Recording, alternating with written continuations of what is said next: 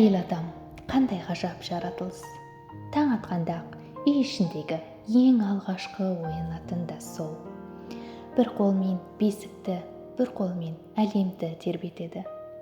Таңғы асын дайындап, баласының киімін түзеп, жұбайына жылы сөзін айтып шығарып салады. Бірақ оның күні осымен бітпейді. Жұмысқа барған сәттен бастап ол нағыз маман, өз ісін сүйетін, жауапкершілікті сезіне білетін, әр тапсырманы мінсіз орындауға тырысатын жан.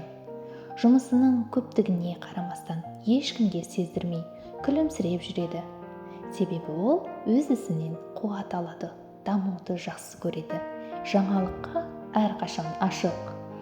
Ал кеш түссе, үйге оралғанда ол тағы да отбасының жанындағы тірегіне айналады.